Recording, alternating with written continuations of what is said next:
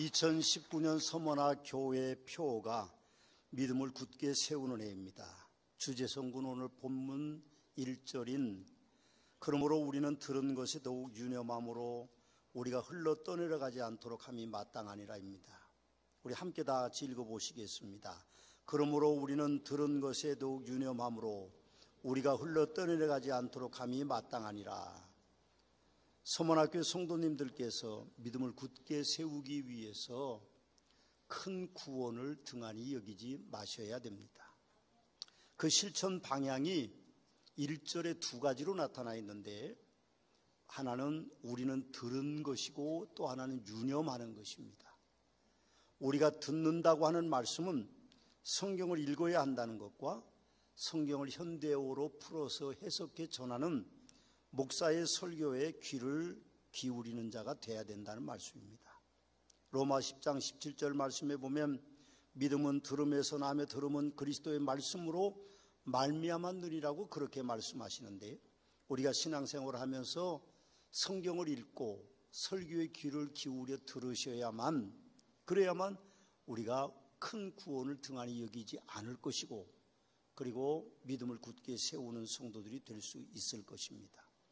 오늘날 많은 성도들이 성경을 장식품으로 이용하는 그런 분들이 많습니다. 내가 예수 믿는다 그래서 탁자 위에 올려놓고 교회 올 때만 먼지를 잘 닦아서 가지고 오시는 그런 일들이죠. 요즘은 또 편해져서 앱을 깔아서 핸드폰 하나만 들고 오면 굳이 부피 크고 무게 무거운 성경을 안 가지고 와셔도 되니까 성경을 더 가까이 안 하는 것 같은 느낌이 듭니다.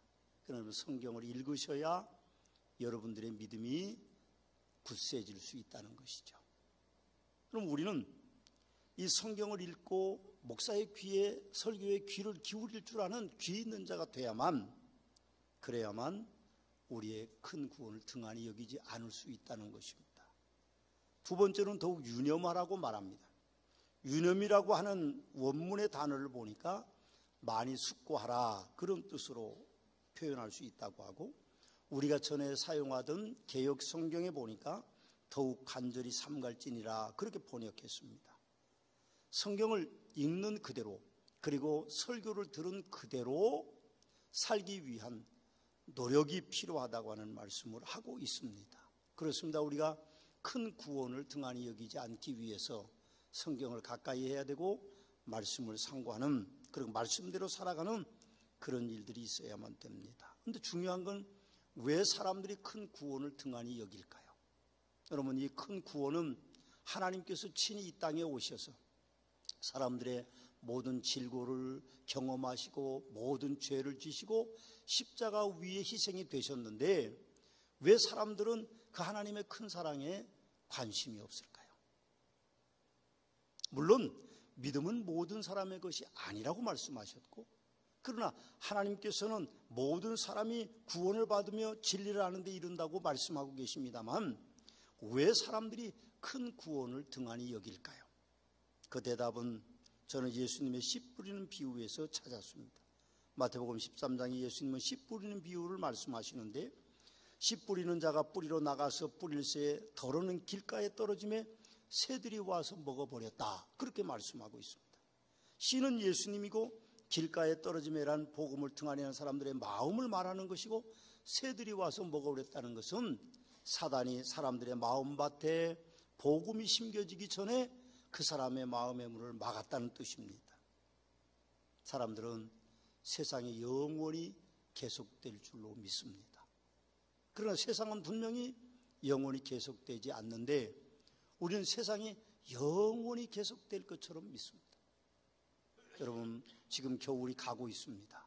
금년 겨울은 무척 추울 거라고 했는데 앞으로 1월 말과 2월이 남아 있으니까 뭐 어떻게 될지는 알 수 없지만, 그러나 분명히 겨울은 갈 것이고 꽃피는 봄이 올 것입니다. 그런데 사람들의 뇌리 속에는 영원할 것이라고 생각합니다. 세상이.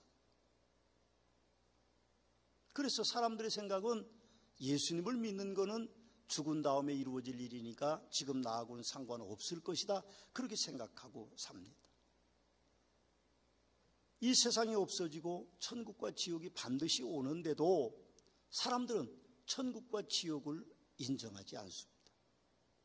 이 세상이 없어지고 그리고 우리는 죽음을 맞을 것이고 눈 뜨면 우리가 천국에 있거나 지옥에 있을 텐데, 그런데 우리가 눈 감는 순간 눈을 뜨는 것에 대해서 인정하지 않는 것이죠.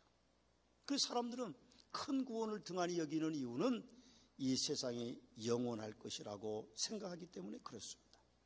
그러나 우리가 늙어가는 것과 같이 우리에겐 반드시 죽음이 올 것이고 그 이후에 우리는 이 땅의 모든 것을 그대로 두고 눈 뜨면 천국에 있든지 아니면 예수 믿지 않는 사람들은 지옥에 있게 될 것이라는 사실이죠. 예수님은 씨 뿌리는 비유를 제자들에게 조용하게 비밀스럽게 풀어서 해석하실 때 이렇게 말씀하셨습니다.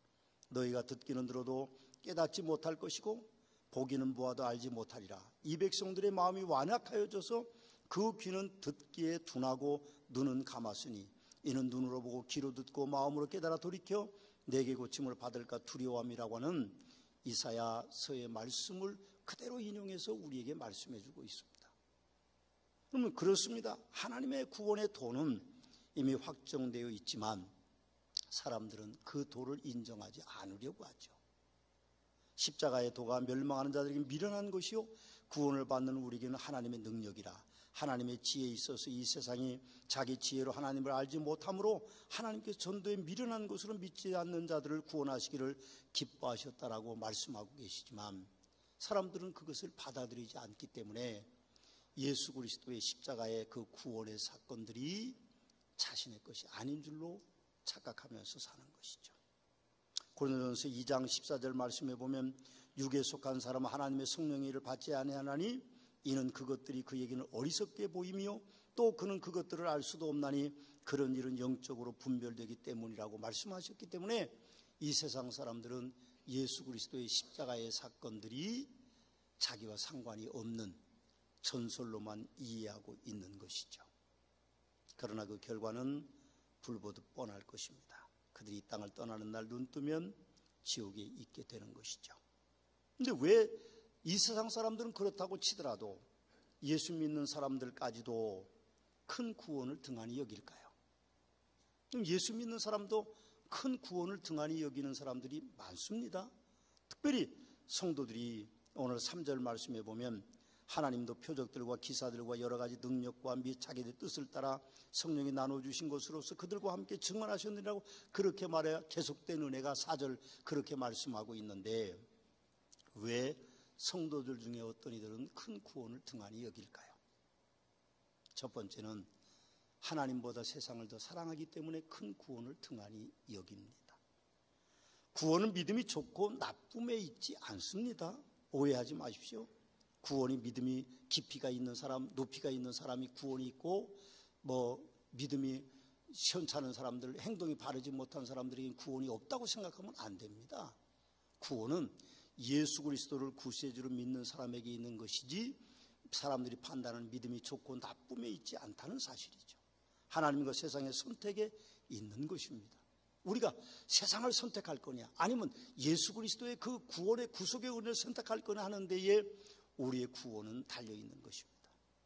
하나님보다 세상을 더 사랑하는 그 사람은 근본 하나님의 자녀가 아닐 수 있다는 것이죠. 그 불의의 대표자가 가룟 유다입니다.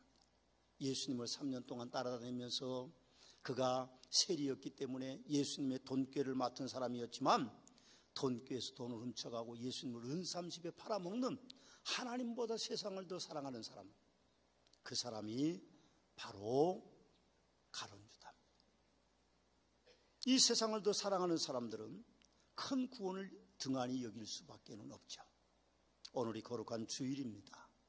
이 세상을 더 사랑하는 사람들은 세상의 일터로 나가 있고 여러 가지 잔치집이나 또 여행을 하거나 그런 곳에 가 있겠죠. 그 대답을 저는 예수님의 씨 뿌리는 비유 해설편에서 찾아볼 수 있습니다. 예수님이 그렇게 제자들에게 조용하게 비밀스럽게 말씀하셨습니다. 돌밭에 뿌려졌다는 것은 말씀을 듣고 즉시 기쁨으로 받되 그 속에 뿌리가 없어 잠시 견디다가 말씀으로 말미암아 환난이나 박해가 일어날 때에는 곧 넘어지는 자고 가시떨기에 뿌려졌다는 것은 말씀을 들으나 세상의 염려와 재물의 유혹의 말씀이 막혀 결실하지 못하는 자라고 그렇게 말씀하고 있습니다. 세상을 더 사랑하는 사람, 그 사람들은 큰 구원을 등한히 여길 수밖에 없습니다. 저도 그렇고 여러분들도 마찬가지입니다. 때로는 우리가 하나님을 잊어버리고 삽니다. 내 정욕과 내 욕정에 앞설 때가 너무 많습니다. 그럴 때 우리 안에 내 안에 하나님이 계시지 않다는 것을 우리는 스스로 깨닫게 되는 거죠. 여러분, 하나님을 더 사랑하셔야 됩니다. 예수 그리스도를 더 사랑하셔야 됩니다. 성령님의 감동에 우리가 민감해야 됩니다. 세상에 속한 자가 되면 우리는 큰 구원을 등한히 여기는 자가 돼서 하나님의 은총 속에 거할 수 없다는 사실이죠. 유혹의 말씀이 막혀 결실하지 못하는 자, 세상의 염려와 돈의 노예가 되어서 이기주의와 황금만능주의가 되면 우리는 흘러 떠내려갈 수 있는 그런 존재라는, 약한 존재라는 사실을 우리는 기억해야 됩니다. 교회 오는 날만 하나님을 기억하시고 교회 오는 날만 하나님의 은혜를 기억하는 성도가 되어서는 안 됩니다. 일주일 내내 하나님의 은혜 속에 거하다가 새로운 주님의 날도 하나님의 은혜 가운데 거할 줄 아는 축복된 성도들이 돼야만 우리가 큰 구원을 등한히 여기지 않는 성도가 돼서 흘러 떠내려가는 자가 되지 않는다는 사실을 우리는 분명하게 기억해야 됩니다. 두 번째로, 왜 사람들이 큰 구원을 등한히 여깁니까? 가시적인 신앙을 가지고 있기 때문에 예수님을 보지 않고 교회를 보고 예수님을 보지 않고 목사를 보고 예수님을 보지 않고 성도들을 바라다 보기 때문에 그런 문제가 일어납니다. 크리스찬 투데이라는 이제 그 언론지에 보니까 2014년에 여론조사 발표한 것이 나옵니다. 교회에 가지 않는 이유를 말하는데, 교회 가지 않는 40%의 사람들은 성도들이 언행이 일치가 안 되는 것을 바라보기 때문에 나는 교회 안 간다, 그렇게 대답을 했습니다. 또 35%는 목회자에 대한 실망 때문에 그렇다고 말하고, 14%는 헌금 부담이 있어서 교회를 안 간다고 말하고, 7%는 가치관의 변화가 생겨서 안 간다고 말하고, 4%는 기타의 이유들이었다고 합니다. 그러나 여러분, 세상의 교회는 온전한 교회는 없습니다. 세상의 목사는 온전한 목사가 없습니다. 세상의 성도들이 온전할 수는 없는 것입니다. 신학적인 용어로 보면 성화와 영화의 대조를 이루고 있는 것입니다. 성화란 온전함이 아닙니다. 그러나 점점 더 하나님께로 가까이 나가는 거룩한 모습을 갖추는 과정을 성화의 과정이라고 말하고, 영화는 천국에 가서 죄 없이 거룩한 모습으로 우리가 하나님 앞에 하나님을 찬양하며 사는 삶을 영화라고 말합니다. 이 땅에 어떤 교회가 영화로운 교회가 있을 수 없습니다. 물론 교회라는 이름 자체는 영화롭지만 그 속에 있는 사람들이 온전할 수가 없다는 사실이죠. 이 땅에 어느 목사가 성화의 과정이 아닌 영화로운 목사가 없다는 사실을 기억하십시오. 그러면 어떤 성도가 영화로운 성도가 있을 수 있겠습니까? 우리는 다 천국에 가서 그곳에서만 영화로운 존재가 될 수 있지, 여기서는 영화로운 존재가 될 수 없습니다. 그러므로 오직 예수님만 바라봐야지, 교회를 바라보고 목사를 바라보고 성도들을 바라보면 시험에 들 수밖에는 없다는 사실이죠. 우리는 가시적인 신앙을 가져서는 안 됩니다. 우리는 오직 영문 밖으로 예수님을 따라서 예수님만 바라보고 사는 복된 성도들이 되시기를 주님의 이름으로 축원합니다. 세 번째, 큰 구원을 등한히 여기는 이유가 있는데, 그것은 성도들이 시험과 환난을 이기지 못하기 때문에 그렇습니다. 그럼 히브리서가 기록되는 이 60년, 70년 경에는 로마의 기독교 박해가 시작되는 시기입니다. 64년에 기독교 박해가 네로 황제로부터 시작되죠. 네로 황제는 기인이었습니다. 일종의 미치광이였죠. 왕궁에서 내려다보는 로마의 도시는 누더기 같았습니다. 그래서 그는 그 로마의 그 사람들을 다 내몰고 집을 다 새로 지을 계획을 세웠다고 그러죠. 그래서 불을 질렀습니다. 생각보다 엄청나게 그 불이 번져서 로마를 다 불태워버렸습니다. 여론이 악화됐죠. 그때 네로 황제는 그 방화범들이 기독교인이라고 그렇게 전파하기 시작했고, 그래서 핍박이 시작됐습니다. 많은 그리스도인들이 잡혔죠. 처형되기도 하고. 그리고 원형 경기장에 사자들을 풀어놓고 기독교인들을 잡아먹도록 하고, 검투사들이 원형 경기장에서 담력을 키우기 위해서 살인도구로 그리스도인들을 썼다고 합니다. 요한 사도가 그때 밤모섬에서 순교하셨습니다. 그렇게 시작된 로마 제국 박해가 311년까지 디오클레디안 갈레우스 황제에 이르기까지 약 250년 가까이 10명의 황제들에게 의해서 계속됐습니다. 그 박해의 정도를 살펴보면 원형 경기장에서 관중들 앞에서 검투사와 맹수의 밥이 되는 것과 현장에 즉결 처형되는 것과 기독교인을 옹호하는 자의 처벌과 재산 압수를 하고 예배 금지하고 성경을 불태우고 교회를 무너뜨리고 기독교인의 권리를 정지하고 이방신에게 기독교인들을 산 제물로 바치는 그런 일들이 있습니다. 그러나 성도 여러분, 기독교는 계속 부흥했습니다. 심지어는 왕궁에까지 복음이 전파돼서 황제의 황후와 그 아들들과 그리고 형제들이 그리고 관료들이 기독교인이 되어서 박해를 받고 순교자의 길을 걸어갔습니다. 그러나 그들은 두려워하지 않았습니다. 지난 금요일에 어떤 선교사님이 저에게 전화했습니다. 우리 교회가 선교하는 선교사님이신데 목사님 이제는 중국에서 나가야 될 것 같습니다. 그 부부는 조용하게 다니면서 개인적으로 전도하는 선교사였습니다. 그렇게 큰 일을 하지 않지만 남들이 가지 않는 오지를 찾아가서 조용하게 선교하는 그런 선교사였는데 이제는 추방 명령을 받았다고 합니다. 나오셔야죠. 그랬습니다. 중국 당국이 지금 선교사들을 내보내고 교회를 부수고 성경을 불태우고 기독교를 탄압하고 있습니다. 이미 우리 교회 종호원 선교사님이 그리고 정상철 선교사님이 중국에서 이제 퇴출당하셨습니다. 장기 집권을 위한 시진핑 권력의 기독교 탄압은 저는 분명하게 실패할 것이라고 믿습니다. 로마가 그랬으니까요. 그렇게 강대한 제국 팍스로마 제국의 황제들이 기독교인들을 그렇게 무참히 많이 살해했지만 기독교는 여전히 로마를 점령했고 313년 콘스탄틴 황제가 동로마와 서로마의 전쟁에 승리함으로 십자가의 환상을 체험하고 그리고 밀라노 칙령을 발표했을 때 모든 로마인들에게 종교의 자유를 선포했고 기독교가 그 중심에 서 있다고 말씀하는 것으로 박해가 끝이 났습니다. 여러분, 저는 중국도 그러리라고 봅니다. 시진핑이 얼마나 오래 집권하는지는 알 수 없지만 중국은 공산화됐을 때도 기독교인들의 숫자가 오히려 늘어났습니다. 지하의 교회에서 약 11% 정도 기독교인들이 중국 안에는 있기 때문에 놀랍게도 공산주의가 힘을 잃게 됐고 오늘날 자유로운 나라로 가고 있는 과정 속에 있는 그 탄압과 그 압제가 저는 오래가지 않을 거라고 믿습니다. 그럼 우리는 하나님의 은혜가 계속됨을 믿습니다. 1세기 서머나교회 초대 감독이었던 폴리감 목사라는 분은 순교를 당했습니다. 86세에 화형을 당했습니다. 장작더미를 쌓아놓고 그 위에 기둥을 세워놓고 거기에 폴리감 목사를 묶었습니다. 서머나교회 초대 목사.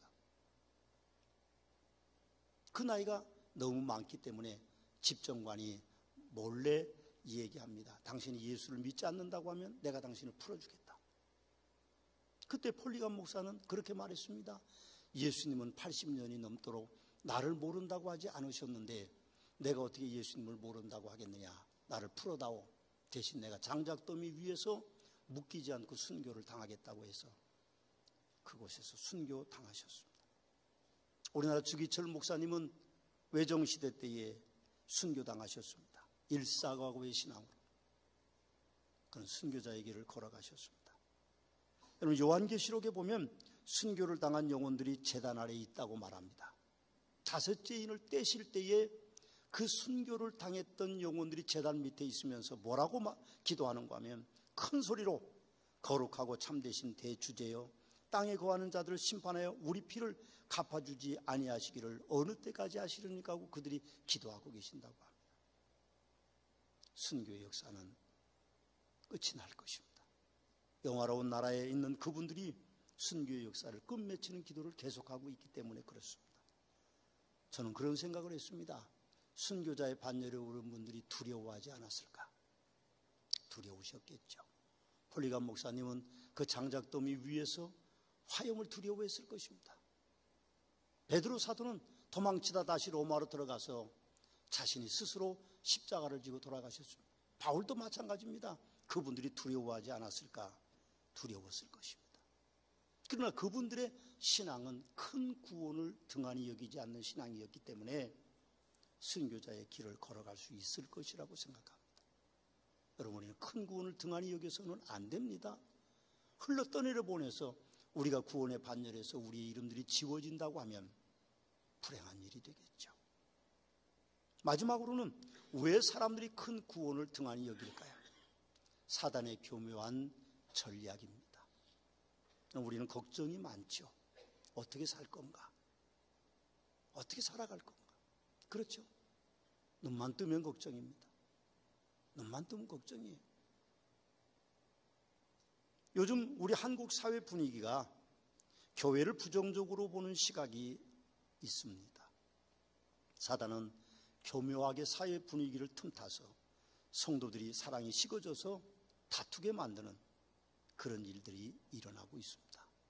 성도들끼리 서로 다투어서 교회가 찢어지고 성도들이 떠나고 목사와 성도가 다투어서 교회가 무너지는 일들이 비일비재로 일어나고 있습니다.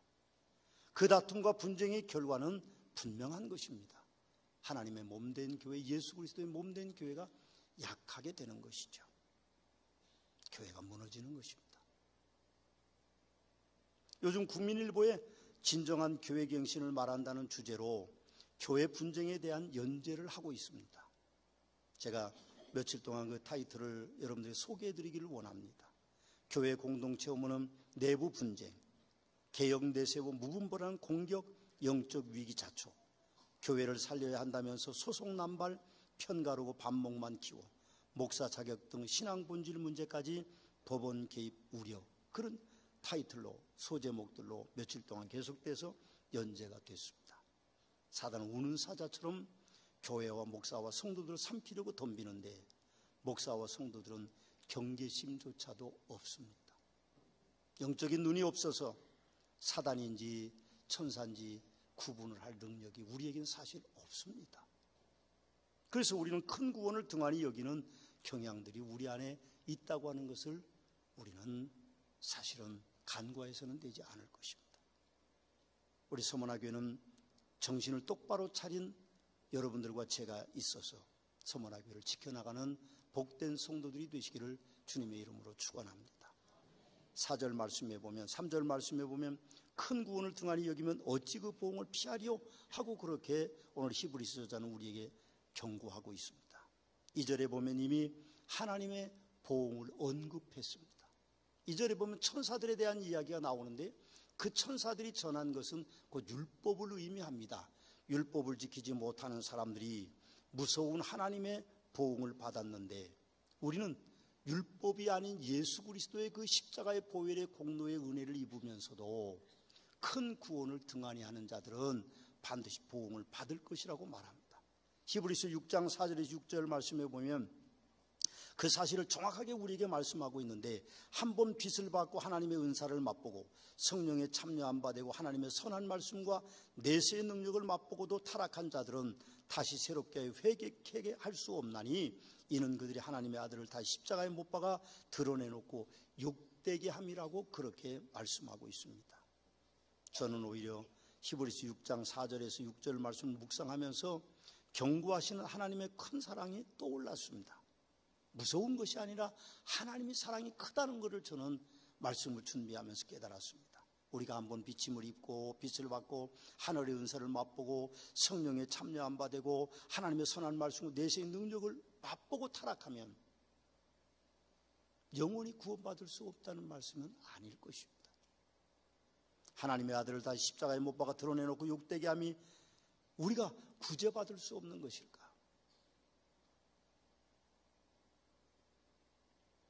성도의 배교가 그 가지고 오는 죄값이 크고 무거운 거지만 저는 그렇게 믿습니다.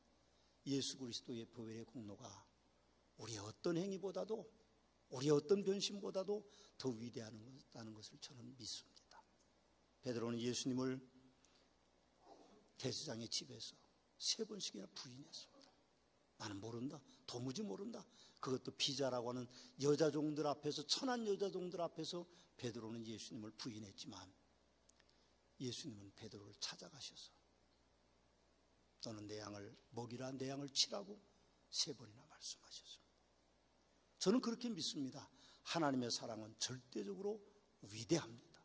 우리의 어떤 행동보다도 더 위대하기 때문에 오늘 4절을 보면 하나님이 계속된 은혜가 계속되고 지금도 그래 왔지만 앞으로도 계속될 것입니다. 하나님의 표적과 기사, 그리고 능력, 그리고 성령이 나눠주신 것을 그들이 함께 증언하는 것에 대해서 보혜사 성령님 도우시는 그분이 우리를 진흙탕 속에서도 다윗 왕처럼 사망의 음침한 골짜기에 있을 때도 그분은 우리를 건져주실 것을 우리는 믿습니다.